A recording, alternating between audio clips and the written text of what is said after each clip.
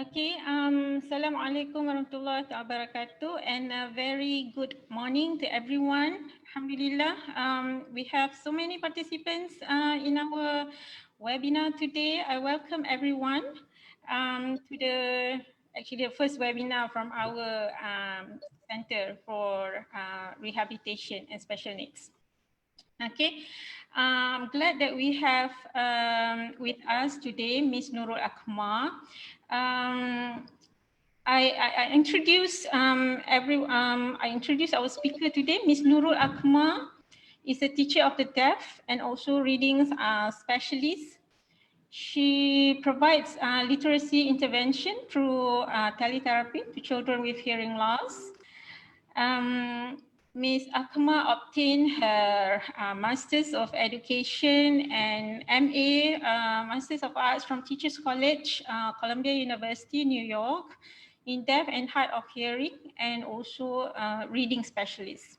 Okay, Ms. Akmar stayed in the US for a year after her graduation to work as a teacher of the deaf in one of the oldest deaf schools in America.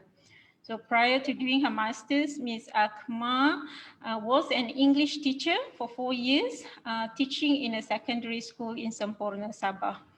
So I'm glad that Ms. Akmar wants to share her expertise with us today to talk about reading. Everyone knows reading is a complex cognitive process because it involves a lot of things, organizing words and leading to the development of comprehension. So it takes a lot of things. It is a form of language processing, but the success of this measure is actually measured as reading comprehension. Okay, so without further delay, we have Ms. Akmar today to talk about reading difficulties. Yeah. All right. Assalamualaikum and hello everyone. Good morning. I am so glad and honored to be the speaker for today's webinar.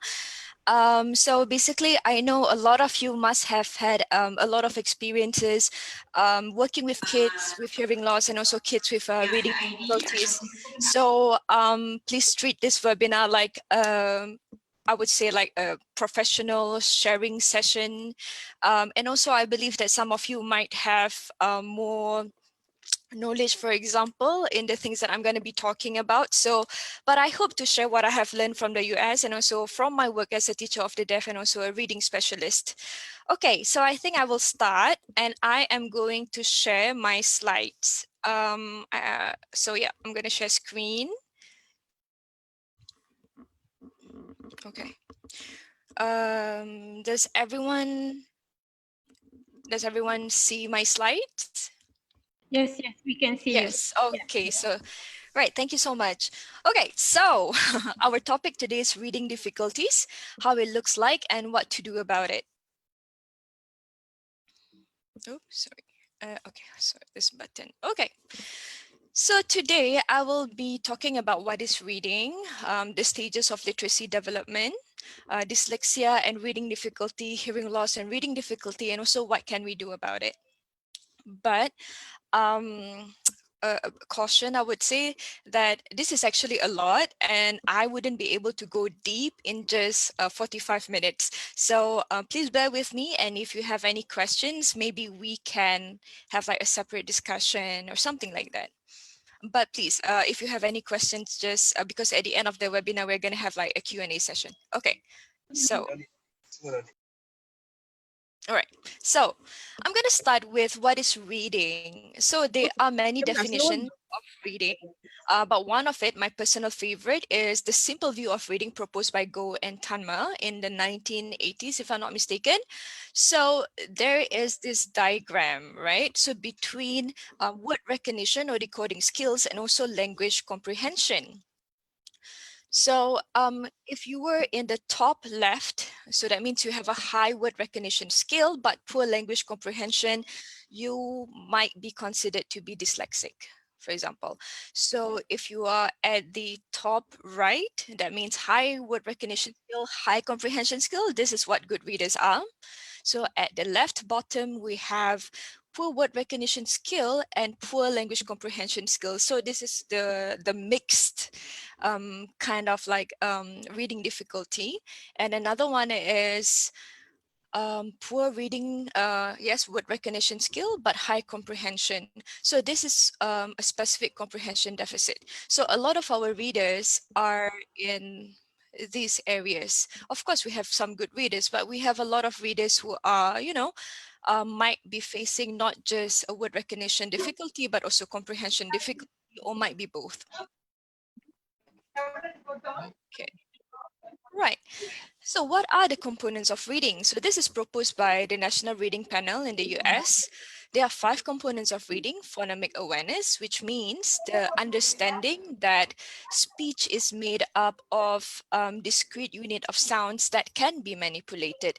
This is a very important skill, especially for young kids, because this is when they make the transition between, you know, speaking and understanding that speech can be presented in print.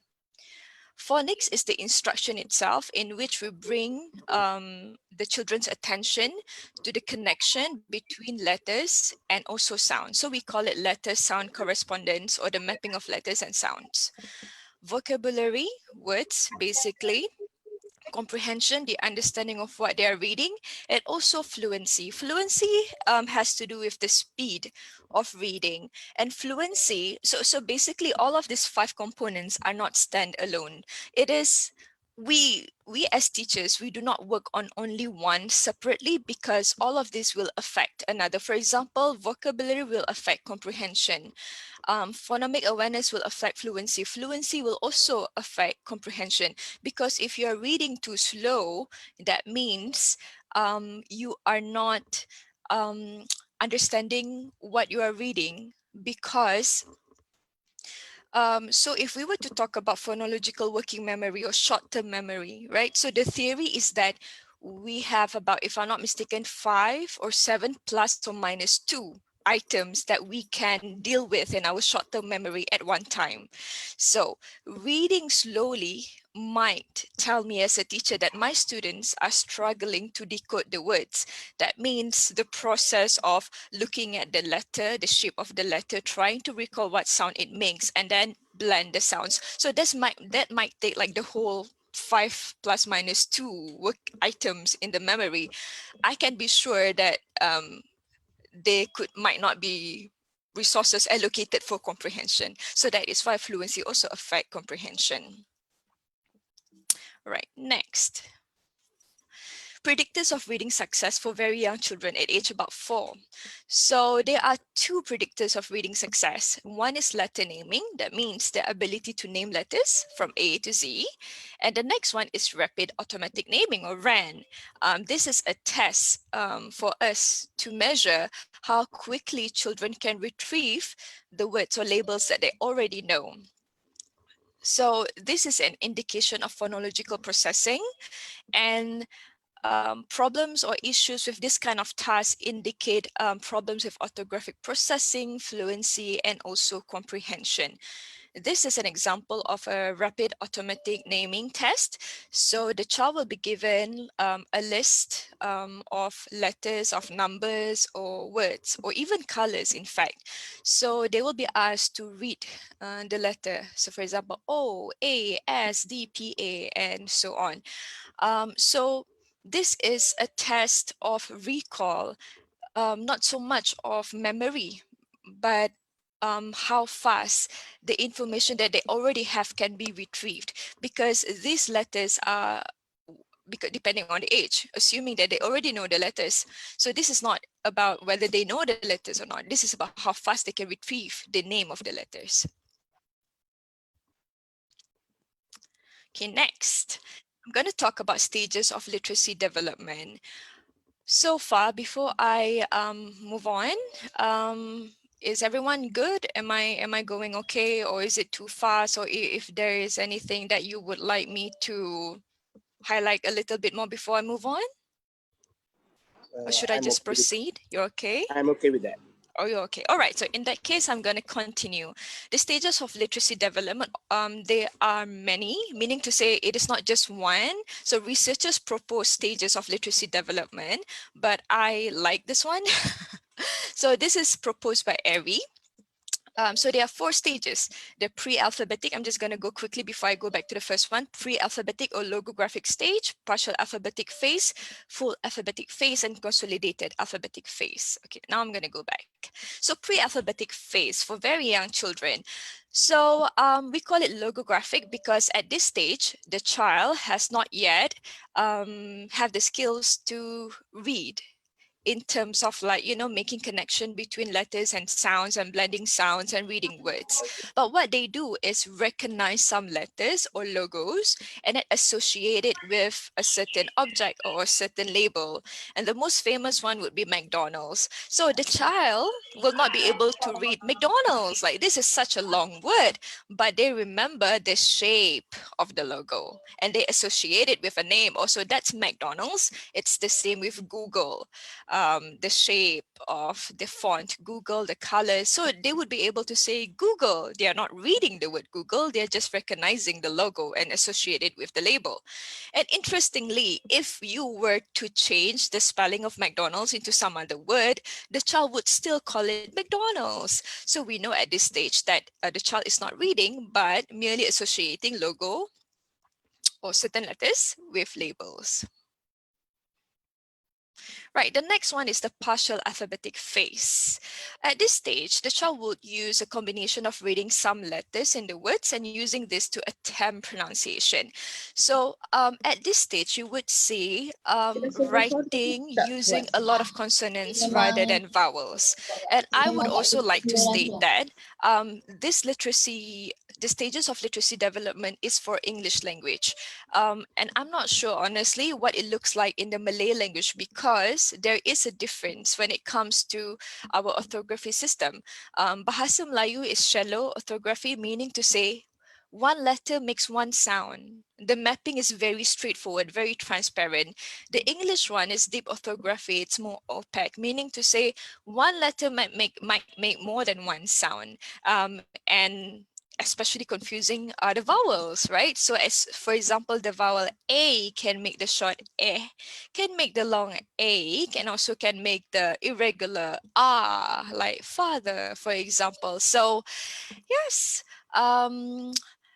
so at this stage, children would use a lot more of consonants rather than vowels in their writing. So for example, if we were to look here, my dog, why am I? Because the way we pronounce I is not E, you say the letter I as I. So they assume that is how you spell my, I, am I.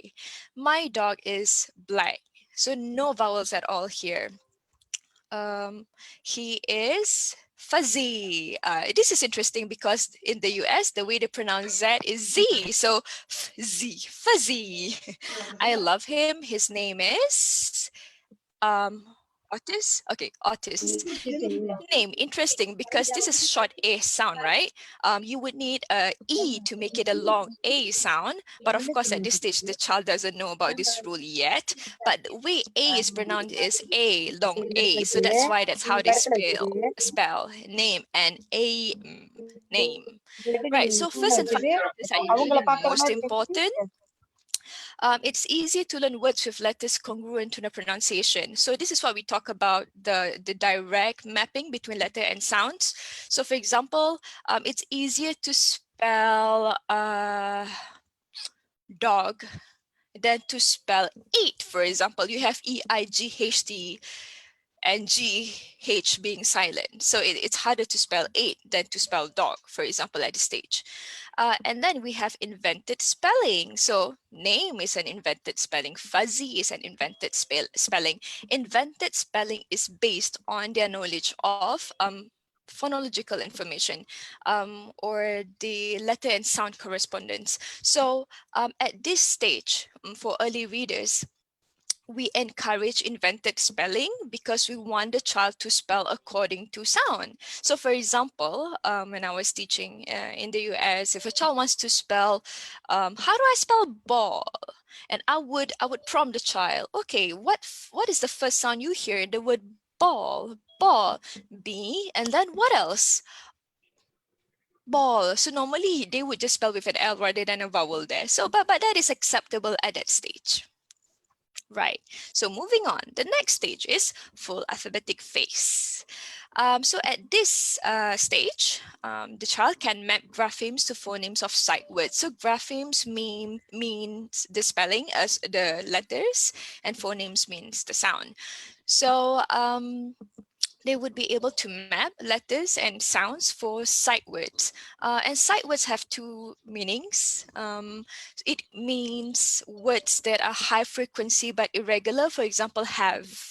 HAVE. So the AVE rule would dictate that the A is supposed to be a long A sound, like gave, right? But have is an irregular. It has a short S sound. So we call this sight word because it occurs in so many books. That means there are a lot of haves in books. There are a lot of have also in normal speech or normal conversation. So the child would be able to use their grapheme phoneme knowledge to try to spell sight words. And another meaning of sight words are words that are already familiar with them and automatized. For example, the word dog.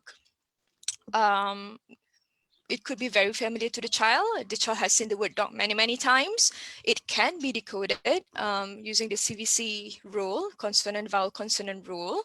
Very easy to decode. And because they have seen this many times, it has become their sight word. Automatized meaning to say they do not have to break down the sounds in order to read the words. Now, they are also able to read new words by blending the generated pronunciations. So at this stage, we would teach not just, what is the first sound that you hear in a word. We also start to pay attention to the other sounds in the word and how you blend the sounds to form word. So for example, the word chest is made up of four phonemes, chest. So they would be able to generate spelling by blending the sounds in the pronunciation. And they are also able to use analogy to decode unfamiliar words. So this is very interesting. We call this decoding by analogy. So for example, they already know the word 10. Knowing the word 10, they would be able to spell Ben, for example. Knowing the word big, they would be able to spell peak, for example. Oh, I've seen a heart, a purple heart in that. Okay, so so this is very important. Why? Okay, I like this part. This is because when we talk about reading, there are so many words, thousands, hundreds of thousands of words. And if you're bilingual or trilingual, there are many other words that we need to learn, right? And there are different pronunciation for each language that we learn. It is not economically feasible for us to memorize the spellings of each word in different languages. I'm sorry, there's something in my eye. Okay. It is not economically feasible. So what we do is what we call statistical learning. That means we see patterns of language, patterns of spelling, and then we generalize this pattern, this knowledge into other spelling. So knowing how to spell 10, we would be able to spell Ben. We just need to change the first sound. Kids with dyslexia has this problem. This is because the way their brain store information regarding letters and words are different from the typical readers, meaning to say, for example, rather than focusing on the similarities between patterns, for example, 10 and Ben has similarities. They have the same pattern, EN, and they have the same sound. Knowing that the words have the same spelling means we know that they're going to generate the same sounds. But for a dyslexic brain, they view these two words as very different. So they need to learn Ben the way they learn 10. So this is like a new learning for them every single time. Okay, I'm hearing songs. Okay, all right. Okay, so yes. So at this stage, kids are starting to decode by analogy. Okay, next, consolidated alphabetic phase. Okay, now recurring letter patterns become consolidated. So we teach, I hear songs again. So we teach word families, for example, the add word family. I'm sorry, can we have all participants muted? because I could hear a lot of sounds. Okay, I shall continue. So recurring letter patterns become consolidated. So at this stage, we also teach, actually even before, we also teach word families. So blending sounds, knowing the separate phonemes and blending the phonemes to generate the pronunciation of words is one thing.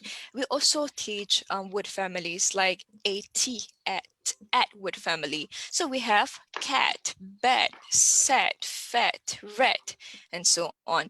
So this would bring the attention to the similarity in patterns in those spellings, and how similarity in spelling would also mean similarity in pronunciation. But of course, ada asterisk di situ because in some English words that's not necessarily the case, but most of the time, yes.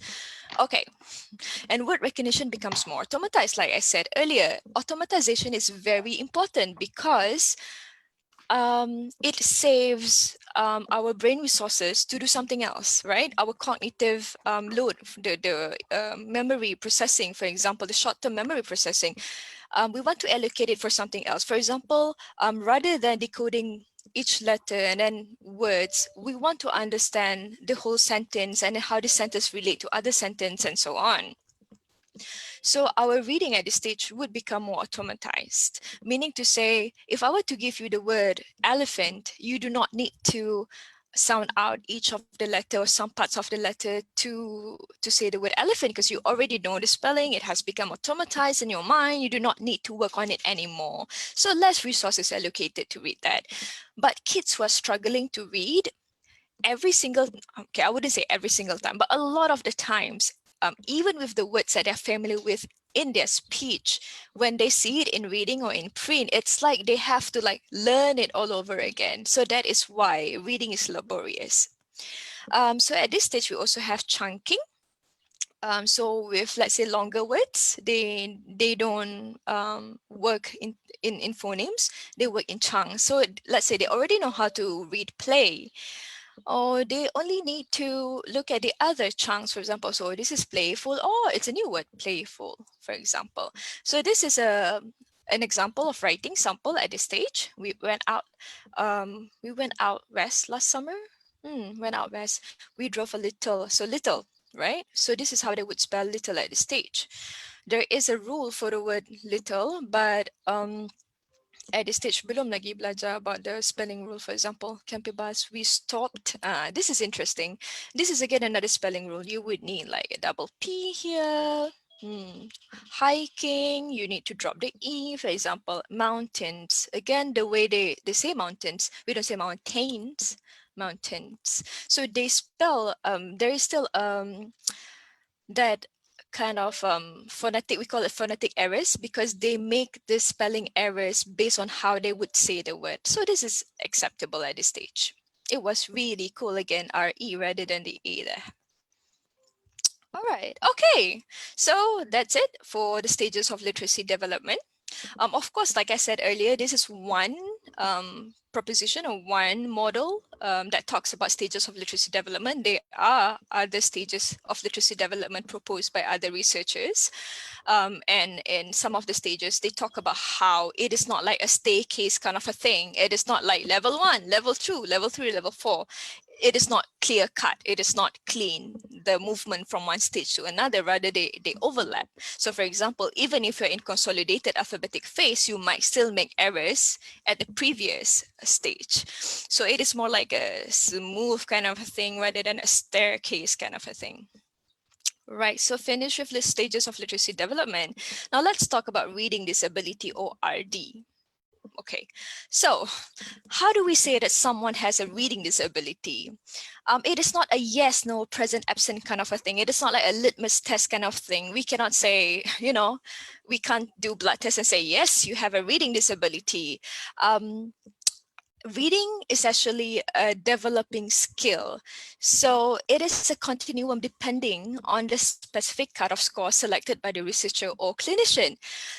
Surprisingly, because, before this webinar, I studied I read books that I have read before, other books and things like that. And I was trying to find what are the cutoff score that they use to identify that a student or a child has a reading disability. Surprisingly, there is no consensus on that because it depends on what reading assessment or reading instrument that you use.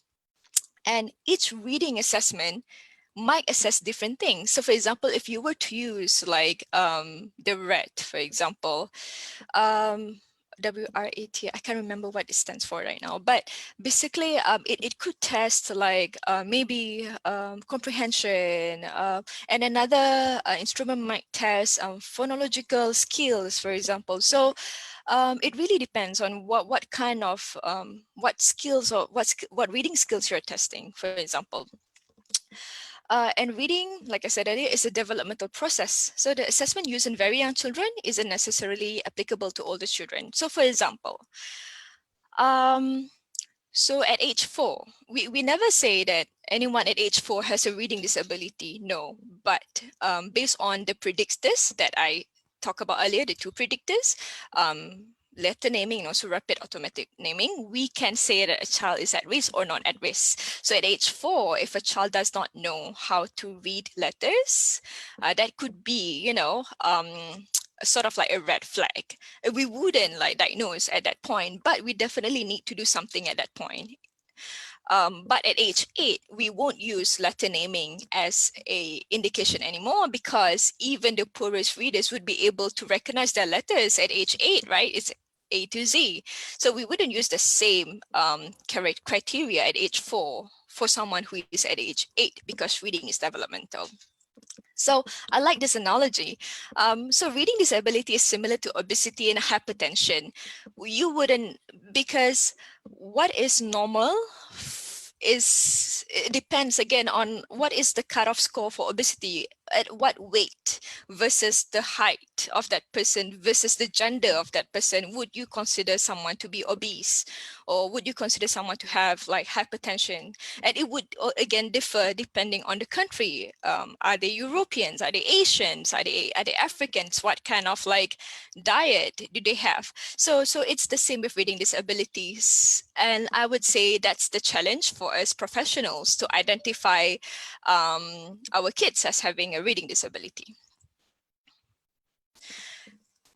Like I said in my Facebook post, I normally do not talk about dyslexia because I feel like there's so many uncertainty on my part as a student when I was learning about dyslexia. And I feel like, okay, I feel like macam there are a lot of like gray areas that I don't feel confident talking about. But I read this book and I go back to the books that I've studied or that we used when I was doing my master's, and I find the consistencies in that. In Malaysia, our understanding of dyslexia has not been updated much. I'm not saying that we do not know what dyslexia is. No, what I mean to say is a lot of people, you know, parents, maybe teachers, maybe who are not in the special education area, might have some misunderstandings about dyslexia because of the limited access to updated information, for example. Okay, hold on for a second. I need someone to be muted. Okay, good. All right, so right. So the definition of dyslexia has long evolved based on years of research since it was first used in the late 1880s. Surprising. So I thought dyslexia is a pretty new term. It isn't. It has been used for a very long time. Now, we use dyslexia as a popular label for reversal of letters like the B and D, and sequencing errors like in spelling saw as was, for example, spelling tap as pet. I see it in my own student. Interestingly, these errors represent only a small portion of errors made by kids with dyslexia. And also, this is the most surprising thing for me. Even normal and non-dyslexic poor readers make these errors. Hence, reversal of letters and sequencing errors has little diagnostic value, meaning to say, as teachers, as practitioners, we cannot use this reversal as a criteria to diagnose or to sort of like label a child as dyslexic, because apparently reversals isn't how do we say, isn't a significant criteria. Apparently all readers make this kind of errors. Discrepancies. Another one is the discrepancy between IQ and reading achievement. So we used to think that dyslexics have high IQ but poor reading. So the interesting thing about this is that we're talking about the gap essentially. So high IQ and poor reading. But if a kid has like a normal range IQ but the same level of reading, he wouldn't be considered to be dyslexic. This is why this criteria is flawed, because again, how do you establish that gap size? How much of a gap would determine or would be good enough, would be sufficient to say that a kid is dyslexic? At what cutoff in terms of IQ, what cutoff in terms of the reading performance? And behavioral characteristics of poor readers are very similar across IQ range. And this is very important, meaning to say, regardless of IQ, high IQ, normal, or a little bit on the low side, but not totally low, because then that's definitely another thing. But yeah, so basically across IQ, the behavior characteristics of poor readers are the same. They all exhibit deficit in phonological processing, and the patterns of brain activity are indistinguishable. That means the dyslexic brain, as we call it, dyslexic brain, is apparently similar to the brain of other poor readers. And poor readers struggle in the same ways, need help in the same areas, and respond similarly to intervention. I think this is why I tried to stay away from dyslexia before, because I feel like, okay, Hans, what is the meaning of dyslexia? Apparently, there isn't really an established definition because it depends on who you ask. Okay, next. Dyslexia gives rise to poor reading. It doesn't mean that dyslexia doesn't exist. It does exist. It gives rise to poor reading, but not all poor readers are dyslexic. Okay, because a kid could be a poor reader due to familial circumstance, or he did not receive solid instruction. For example, for reading, he has sensory issues like hearing loss, for example. Language delay could also, give rise to poor reading. So there are a lot of other issues, other causes that can contribute to poor reading. So dyslexia is specifically due to developmental, neural, and genetic anomalies. Not really. For example, if a child has hearing loss and has reading issues, we wouldn't say that the child is dyslexic. Okay, and it is more closely associated with basic reading skills, the decoding. So this is a definition taken from the International Dyslexia Association. So basically it says that dyslexia is a specific learning disability that is neurobiological. That's very important. It is identified by poor spelling and decoding abilities. That is the result from the deficit in the phonological component. Again, very important, phonological component, not vision or things like that. And this is another important thing. And because of this, secondary consequences. So we cannot just say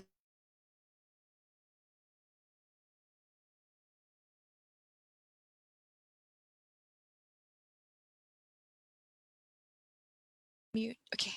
Hello, can you hear me? Yes. Okay. Right. So where was I? Secondary consequences. So if we see that a child has reading issues in terms of decoding, and also have a hard time understanding text, we wouldn't just say, oh, this must not be dyslexic, because dyslexic means only issues with decoding. Because the secondary consequences of not being able to decode is that it will impair comprehension. Because like I said earlier, the phonological working memory or short-term memory, if you focus too much of your brain resources on decoding, you wouldn't have much for comprehension. So of course it will affect comprehension as well. And reduced reading experience can impede growth of vocabulary and background knowledge. Because you read less, right? Because you read less, you wouldn't learn as much vocab, for example, or knowledge as someone who read more than you. Right. So what does it look like? I think like it is not at all difficult to see that a child has a reading difficulty. I wouldn't call disability yet, because even in the US, teachers do not have the authority to diagnose. Only psychologists can do that, not even reading specialists, in fact. So only psychologists can diagnose. So I might not call it a reading disability yet, but definitely reading difficulty. It is not at all hard to see that someone or a child is struggling in reading. But again, like I said, definitive identification is difficult because reading is developmental. It's a moving target. You wouldn't, for example,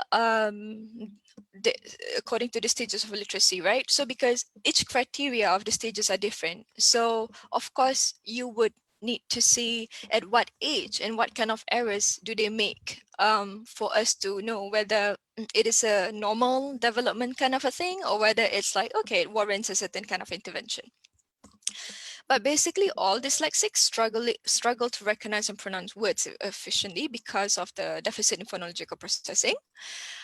And what I found, based on my readings, is that precursors of dyslexia can be detected in infants and toddlers. Then this precursors involve speech and spoken language. So another important thing is that risk goes up markedly if there is a history of reading impairment in parents or siblings. So when I was in the US, I was in a dual program, the deaf one and also reading specialist one, and we had to do what we call practicum. So the first thing that we did in our first session is history taking. And we asked very detailed questions. For example, the education level for both parents, for example, do the parents or uncles or siblings have reading issues at any points in their life? Because again, it is associated with that risk, right? Is there a history of, for example, drugs use or alcohol? Because again, what we want to do basically by asking those questions is to identify the cause. We want to make sure that this isn't, for example, a cognitive issue. It isn't a sensory issue. It is really like skills related to reading kind of an issue. So that's why we ask questions like that. So I would like to share with you Scarborough's study that was conducted in 1990. So it is a longitudinal study involving kids from the age of 30 months until 5 years old. And so this is like a retrospect kind of a thing, right? So at age 5, they conduct, like at some points they conducted tests, but then at age 5, they conducted like assessments again. And they found that children, so these children are two. So the ones who have families that have like reading difficulties and the ones who don't, at risk and not at risk families. So children who develop reading difficulties by age 5 exhibited spoken language deficits at age 30 months. I find that very interesting because we always thought dyslexia to be only specific to reading, but apparently it has also connection with spoken language, with language. At 2.5 years of age, they produce sentences with simpler syntax and their pronunciation is less accurate. By 3 to 4 years of age, there are deficits in vocabulary and phonology, and at age 5, impact on pre-reading skills and vocabulary. So I feel like as professionals, we might want to pay attention to these development or hiccups in each milestone, I would say, because it could be risk to later reading achievement. Now, I'm going to move on to hearing loss and reading. Okay, sorry. So, many children with hearing loss have reading issues. This is a prevalent issue among kids, not just kids, even adults with hearing loss. So reading is essentially breaking code of a spoken language, right? Breaking the code of a spoken language that they have limited access to. So this is like I'm trying to ask you to read Russian. Sudahlah kita hardly hear the sound or the speech, kan, Russian. Lepas tu you're asking me to read in that language and to write in that language and to understand that language. It is very difficult. And difficulty with comprehension is related to language delay. Similar to hearing children, the reading achievement of deaf children is relative to the language experience. And I think this is this understanding is profound because hearing loss in and of itself doesn't cause reading issues. It doesn't cause language delay, for example, it doesn't. But what contributes to that is the limited access to communication, limited access to language. 90 to 95% of deaf children are born to hearing parents. That is an important information, I guess, because what it means is that a lot of parents might not know how to communicate with their child who is deaf. Do I learn sign language? Do I learn cute speech? Do I go for auditory AVT, verbal therapy, for example? And then what is the commitment for each family in ensuring that whatever their mode of communication that they have chosen would be successful for their child? So again, there are a lot of variables that would contribute to success in learning language and eventually reading. And special consideration for hearing loss, I would say, is chronological age. That means the biological age, like if the child is born in 2005, so that means now he's 15, for example. Hearing age, at what age is the child implanted or aided? So, and reading age, again, when we talk about reading age, there are instruments and assessments in the US to determine, so we use like test assessments, right? And from the score, we can sort of like predict their reading age. But in Malaysia, I do not know what kind of instruments do we use. Honestly, I do not know. So if any of you know, please let us all know. Yes, so this is all very important because for a deaf child, all of this could be different. For example, chronological age might be 10, hearing age might be 7, but reading age could be 5, right? So special consideration.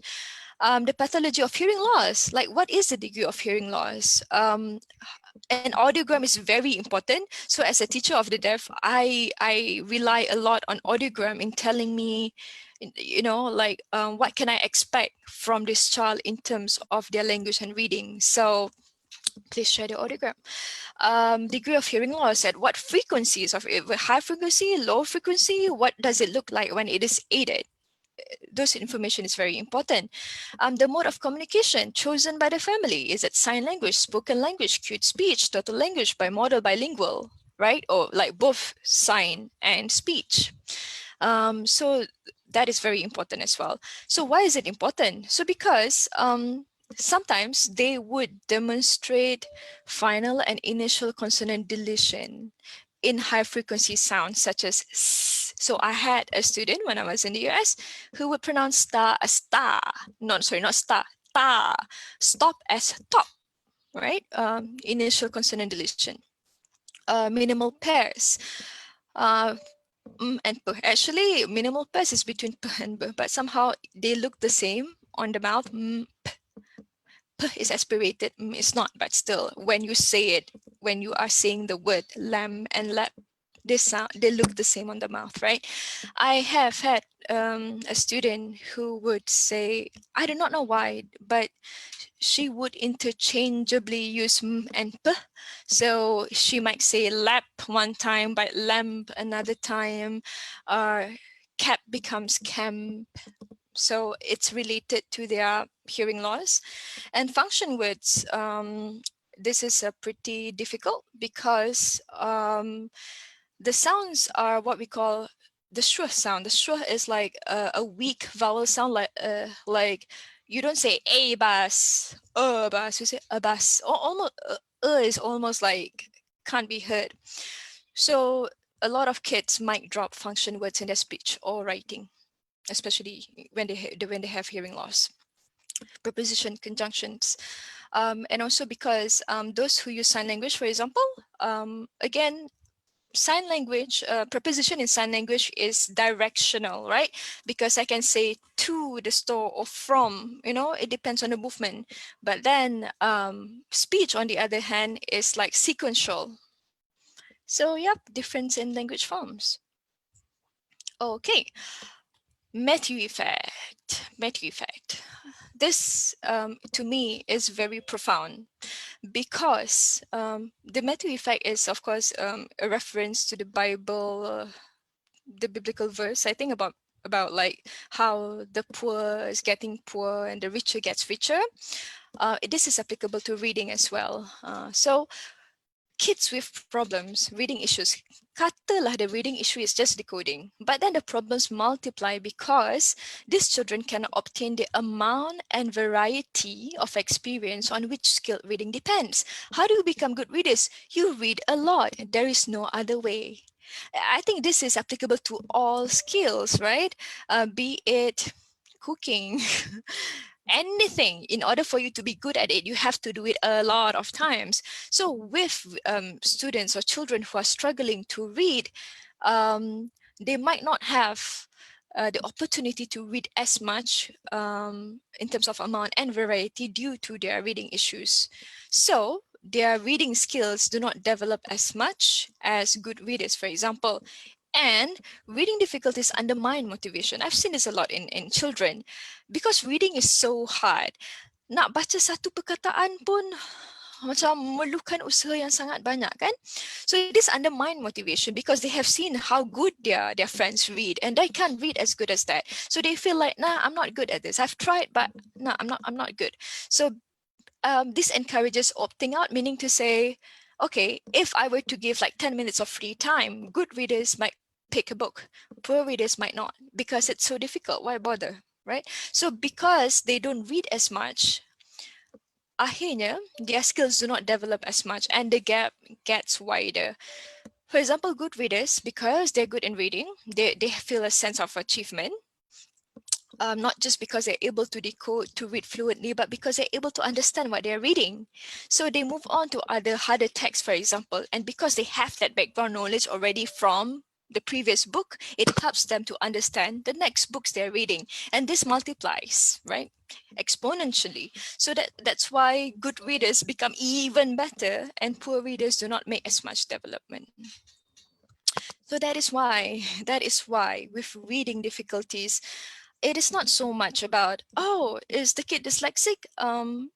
It is not so much about that because like I said earlier, there is no definitive criteria anyway. But the most important thing is that when we identify or when we see difficulties at whatever milestones, we need to intervene. We do not wait. Like it doesn't matter whether this is, how to say, developmental or not, meaning to say, if a child at age 4 doesn't know her letters, that is a risk, right? So we do not wait. Okay, at age 5, she will, maybe she will, but don't leave it to chance. Do something about it. Right, so how to address reading issues? Okay, so I'm just gonna do it very, I would say, just touch like a sikit because I wouldn't be, because this would like require not just another webinar, another like course on how to address reading issues. But anyway, the important thing is phonemic awareness. There is a science behind it already. It has been proven. There are a lot of research that supports the use of phonics in reading instruction. It is very important. Of course, there are kids who just pick up, but many don't. So please, phonics instruction is very important. Promote phonemic awareness that speech sounds can be represented by letters. For example, engage in word games, rhymes, a lot of readings. Okay. So I wouldn't go to the activities because I feel like this wouldn't be applicable for this webinar. But I'm just gonna like go through a little bit. So phonemic awareness, for example, the sound S. Okay, let's look at the pictures. 6, sandwich, seal, socks, saw, sun. They all start with the sound, right? Do you know of any other things that start with S? Oh wait, I can think of one. Your name start with S. Contohlah kalau nama dia bermula dengan huruf S atau bunyi S, kan? And after that, you will introduce the pictures with the spelling. Oh, look, they all start with the letter S. And then letter writing, you can use tracing, use Play-Doh, air writing, sand, Lego, word sort. Word sort is categorizing words according to sound or word families depending on which level or which skill you're teaching the child. And for higher levels, we do not sort the sounds, we sort morphemes, meaning to say playful. The full is a morpheme. Actually, play is also a morpheme, but yeah. Right, so I think I'm just going to stop there. And of course, read a lot of books, target sounds. Print is everywhere, so bring attention to print. Look, stop sign, sale sign, read the label, for example. Reading books is very important. I cannot emphasize this enough. So when we read books, of course, they are drilling. There are some, for example, early readers, graded readers, macam buku Peter and Jane. Of course, there are an element of drilling in it. Yeah, go ahead. But it is very important that we also read books, normal books in general, because we want to instill the love of reading in children, knowing that books are fun. You get to hear funny sounds, especially in Dr. Seuss books. You get to meet funny characters, cool characters, look at their stories are relatable to you, for example, children. So we want reading to be a fun. When I say fun, I'm not just talking about laughs and things like that. I'm talking about engagement. I'm talking about the feeling that this is meaningful, right? So yes, I'm gonna stop here. Okay, right. I think that's all for me. From me, yeah. Do we have Q&A? Yes, so thank you, Ms. Akmar, for that, delightful and very fruitful sharing, I think, your talk. I think we have a few questions in chat. Wait, sorry. Okay. There's Sharul Akmar. Learning English language and BM is still the same? Learning English and BM, is it the same? Yes and no. So because Bahasa is, the orthography is shallow, like I said, one letter correspond to one sound. It is very easy, very transparent. In fact, studies of dyslexics or kids with reading disability in languages that are shallow and deep, that have deep and shallow orthography, there are differences. So basically, kids with reading disability in shallow orthography, yang transparent macam bahasa Melayu, they read slower but more accurate than kids who read in English, for example, because English spelling patterns are opaque. They are not as transparent. So yeah, there are differences, and I would even further it by saying that it is easier then to read Bahasa than to read English. All right. There's some more questions there. Teaching technique for child with dyslexia in Malaysia, which being used by MOE. I don't know whether can answer that one or we need someone from ministry. Yes, I guess the ministry will have to answer that question because I do not know. I know there is a curriculum, a separate curriculum for kids with visual impairment, hearing impairment, and learning disability, but I do not know if there is a specific one for dyslexics. All right. And then is there a reading development by age chart?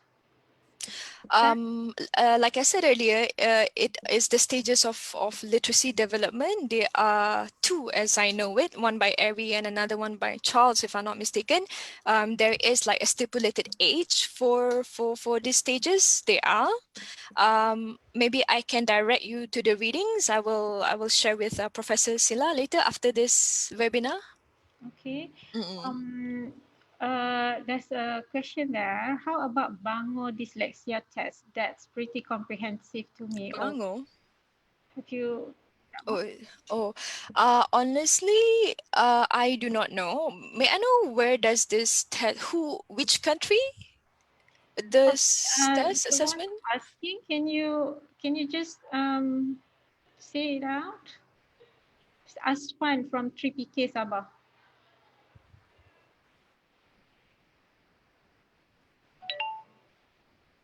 All talking now.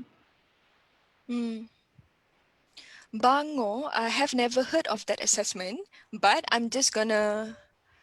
Sorry. Oh, Bango dyslexic test. Honestly, I have never heard of this test, but what I would say is that it depends on which country does this test developed. For example, in the US we have CELF, and we have a lot of other reading test instruments, and like I said earlier, they test different things, and hence their score would mean different things, right? But they are normed to the US population by age. They're not even normed for example, deaf kids. So if we were to look at the instruments, we have to bear in mind that these tests are not normed for Malaysia. We can use the instrument, but I guess statistics wise or standardization wise, it has a whole other implication and things that we need to take into account. All right. That's another one. What are the minimum reading skill that must be acquired by everybody before they can be categorized as having like I said earlier, we do not have a definitive criteria to say that you are a poor reader, you're not a good reader, for example, because reading is developmental and it depends on instruction. For example, my generation, we started to go to kindergarten at age 6 and learning how to read at age 6, but kids nowadays go to kindergarten at age 4 and they can read even earlier. Does that mean I was a poor reader because I started reading late? No, because once I received the instruction to read, I can read, right? So again, we do not have like that specific or definitive criteria to say that someone is not, what is the reading skill, what is the minimum reading skill? I guess it depends on the purpose. And this again depends on curriculum. For example, the US has a common core standards. At age 7, for example, they're supposed to be able to maybe talk about, write about their experience using what kind of like nouns, ke, adjective. Ke. What about Malaysia? What are the criteria for Malaysia? So it depends which country you're talking about, at what age you're talking about, what age does the child receive instruction. But as a teacher, I would use the curriculum as my guideline, as my benchmark, for example. So if the child is struggling in the curriculum or instruction, the tasks that I'm assigning, so that is a sign that the child would need intervention. There's another one. What the best way to teach severely hearing loss children who opted for sign language as communication mode to read? Do they need to learn A to Z in finger spelling compared to sight word reading? Okay, so this is a very interesting debate. So when I was in the US, I told my professors that I came here because I want to learn how to teach deaf kids how to read. And they answered, let us know when you found out. So so the implication here is this. Again, we do not have like reading, for example, we have like a proven science that says phonics is the way. But with deaf children, it is a bit tricky. Some children can benefit from phonics instruction, but kids who use sign language and do not have access to spoken language will not benefit from phonics instruction. But interestingly, even deaf kids, their route to reading, they use the phonological route to reading. So that means there is value in that. How much value? Honestly, I'm not sure. And I feel like research, there needs to be a lot of research in this area that we do not, it's not that we do not have, it's still limited for us. But I would suggest that you go to the Galau.vl to the power of 2 VLVL website, because they conduct a lot of research about literacy and deafness. Yes. There's one more. In US, age 9 reading skill is the minimum reading skill. In the US, age 9 is the minimum reading skills for for jatuh kan. I'm not sure about the question. I mean, what does it mean? The minimum reading age is what I'm saying, but there are a lot of studies about the reading levels of adults atau high school graduates who are deaf, and also like immigrants adults, for example. I wouldn't say what is the minimum requirement for reading, because again, it depends on the purpose of reading itself. But so a lot of deaf adults are reading at the 4th grade level. At 4th grade level, this essentially means you wouldn't be able to understand, for example, legal documents. Kan? Macam katalah kita nak sewa rumah, understanding the agreement, we want to rent a house, they would have difficulty in that. So what is the minimum requirement for reading? Honestly, like I said earlier, I do not know, because it depends on what function, what purpose you want to serve. All right. Do you want to play the video? Oh yes. Oh yeah. About yeah. So there is this child, a boy. So I have received this video. Actually, he's Kejap, in the Oh, a girl. participant. Yeah, no, he is in the participant list. Oh, okay. But if can how do I ensure that you can hear the voice of the child's voice? Kejap, So, can you put share your? screen here. Okay. Like, can you hear it? It's a bit soft. It's a bit soft. Or probably I can. Okay. Can.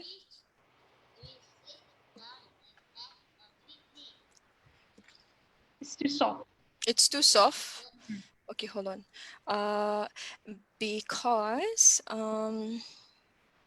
Because I am using, I think because I'm using my microphone, it wouldn't be able to. Okay.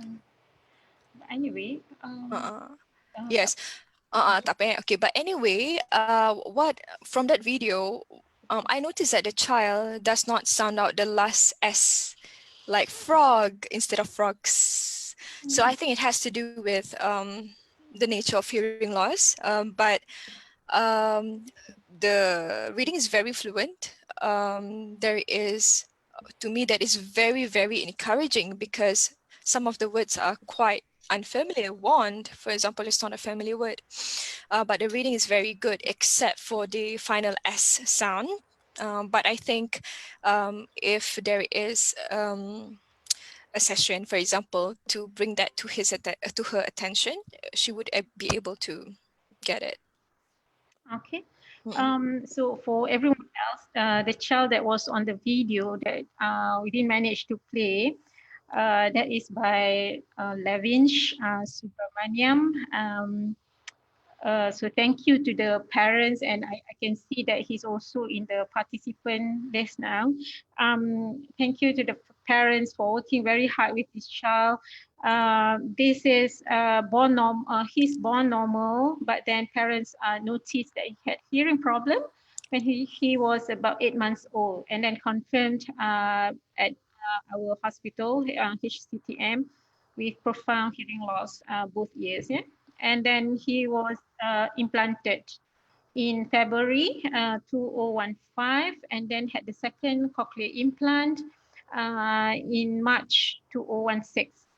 And parents have been working very hard with this. Lavinch just like to read books, collecting Hot Wheel cars, and love to explore new things. So I think those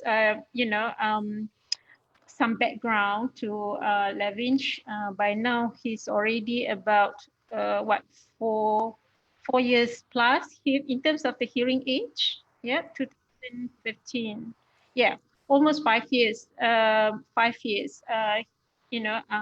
Experience with the cochlear implant. So I think that concludes the session. Is there anyone else in the participants who want to ask some quick question, or we can allow probably one or two? Just you can just unmute yourself and then ask if you want. Let's see, there's some chat. All right. So if there's no question, I think I end our session here. So thank you once again to Ms. Nurul Akmar for this very nice session with so many people. It's actually full house. So thank you very much, everyone. Yeah. Assalamualaikum warahmatullahi wabarakatuh. Waalaikumsalam, everyone. Thank you. Yeah. That's it. How do we stop this?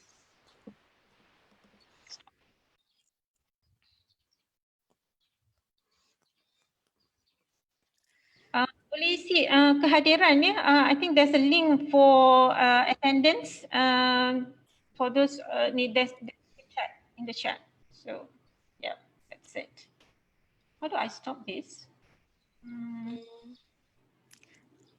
I just leave. Maybe. Okay, just leave. Thank you, Akmar. Thank you. Baik, thank you sangat juga. Yeah, It's been wonderful to be sharing with everyone. Yes. I just tekan leave ya. Cuba.